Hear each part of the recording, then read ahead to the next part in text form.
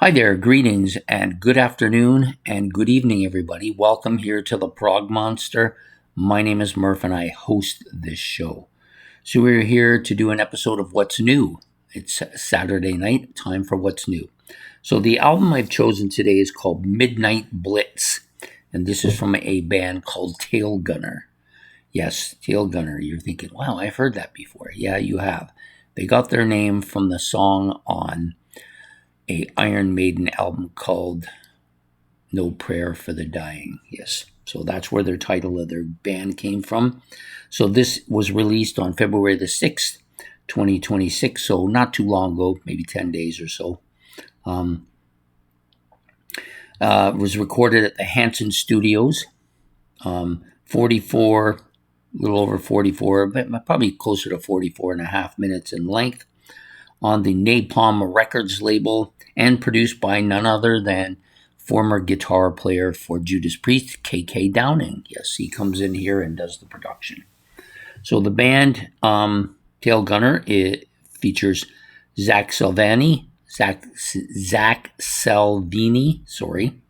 on guitars. You have Craig Carnes on vocals, Rhea Thompson on guitars as well, Bones on bass, and Eddie Marotti on the drums. A total of, I believe, 8 tracks in total. No, actually, I'm wrong. There are 10 tracks on this album. So, basically, they are an Iron Maiden sounding band. They try to sound, they are a part of that British new wave of heavy metal sound. They didn't come from that era. They're much newer than that. This, I believe, is their second album. So they have that kind of, I call it kind of that new wave of heavy metal sound. It's kind of a speedy, fast, not quite speed metal, but, definitely in that realm. They have a fair bit of an Iron Maiden sound to their music, but the vocals don't sound like Iron Maiden, in my opinion. And the guitar solos tend to be a little bit more of the tapping variety than you might find in Iron Maiden. But overall, they're a pretty strong band. Oh, I forgot to mention, they do have one guest on the album, Adam Wakeman. He plays the synthesizers, keyboard synthesizer parts. So then we're going to just break this album down by song. So the first track out of the gate is almost 4 minutes in length. It's Midnight Blitz. This has got a nice heavy opening with these air raid sirens, because obviously it's trying to get that kind of warlike feel going on. Goes right into a kind of a heavy, fast-paced guitar riffing.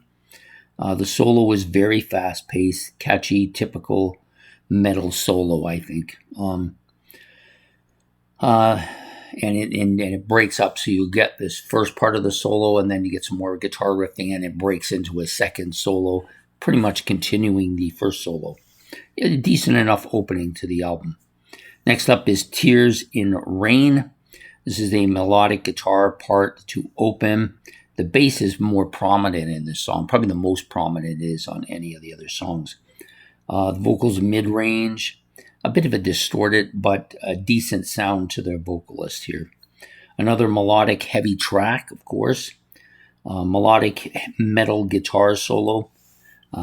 Another one that's kind of tapping like. You're going to find that's very common on this album. She likes to use that kind of tapping sound. This is one of the better tracks, though. Next up is Follow Me in Death. This is a kind of a low sound, fast-paced and beefy speed metal guitar sounds, but it's a little bit lower in the register.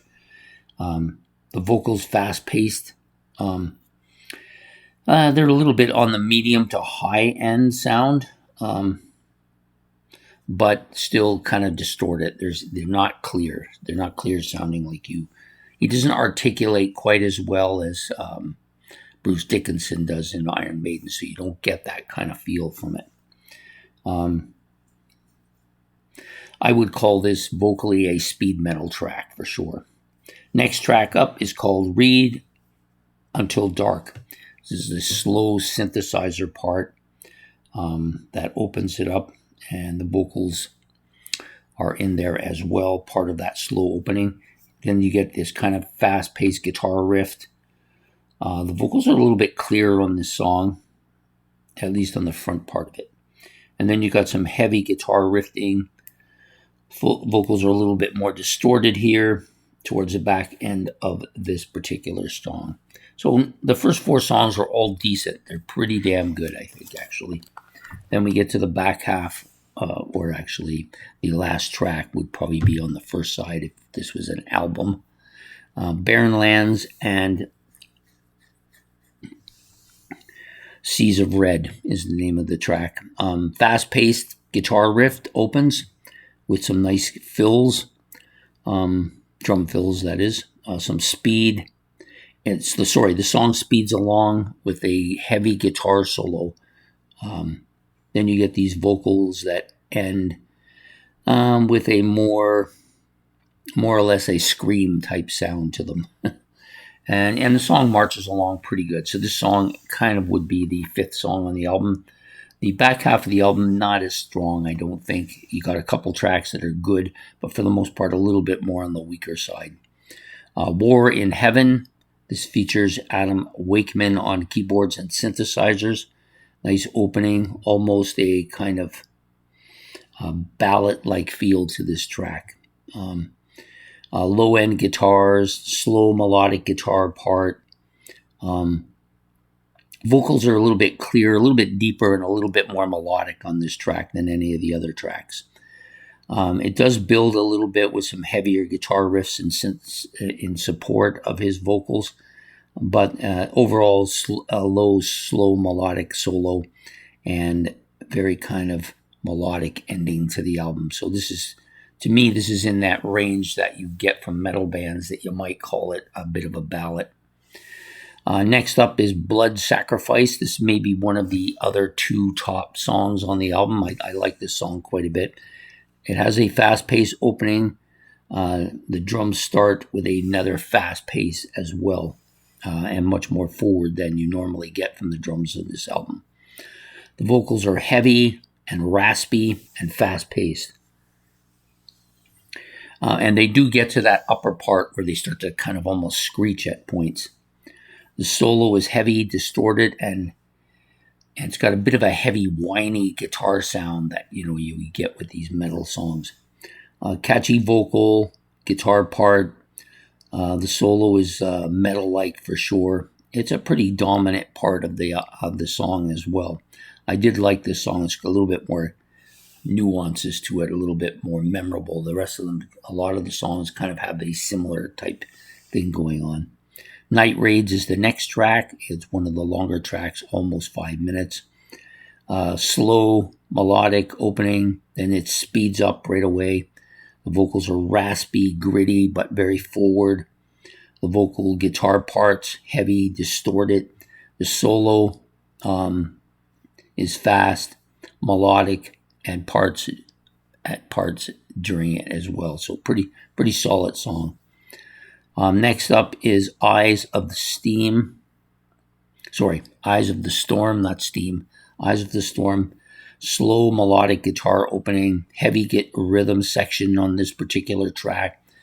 It does slow down a bit, the vocals, that is. A little bit distorted, a little bit of that twin darkness that goes on. A couple of guys kind of singing in the background, giving it a little bit more of that twin feeling. The song does build up to a more multi-vocal background feel to it. The solo is slow and more melodic than most of the solos on the album, but I just didn't find this song terribly memorable. I listened to it a few times, really didn't stick with me much. And then you have the last track on the album, which is called Eulogy. This is also the longest track on the album, just over 6 minutes, 6.5 minutes. Kind of synthesizer keyboard opening, then some beefy guitar riffs, kind of a picking guitar part, kind of breaks in while these other 2 things are going on. It's drum dominated, but there's a lot of drums on it, but they're kind of a little in the background. They're not too forward. This is a speed metal-like sound to it. The solo is fast-paced and tapping sounding. The vocals are typical metal sound, melodic, mid to high range at times, depending on what's going on in the song. I found this to be the weakest track on the album. I gave it a pass because there were some elements of it I liked, but for the most part, it's kind of unmemorable. So overall, I would say the album is solid, but I guess I had a higher expectation of it because of the band's name and because of KK Downing doing the production, and because the opening track, Midnight Blitz, kind of set me up thinking, oh, it's going to be a lot like Iron Maiden. It's got some Iron Maiden elements to it, but there's no, with Iron Maiden, all their songs, when you're listening to their album, a lot of their songs sound different. They try different sounds, and the guitars are different at times. Sometimes they're fast, sometimes they're slow, sometimes the vocals are dominant, sometimes the drums are dominant, but there's not so much of that here. This is their menu for variety is not present here. It's most of the tracks sound very similar. There is a couple that are a little bit different, but overall, I think they were more in the mainstream of Iron Maiden's sound. So yeah, so I don't think it's a bad album. I think it's pretty solid. Just I guess my expectations were a little high, and so I was a little bit disappointed. But overall, decent enough album. And yeah, so that's it for that tonight. I hope you enjoyed the video. Please hit the like and subscribe. If you want to make any comments about Tailgunner or about the album Midnight Blitz, you can do that. If you want to add any of your own information to it, you can do that. And please enjoy the video, and we will see you next week for another What's New episode. Take care and have a good one. Goodbye here from the Prog Monster.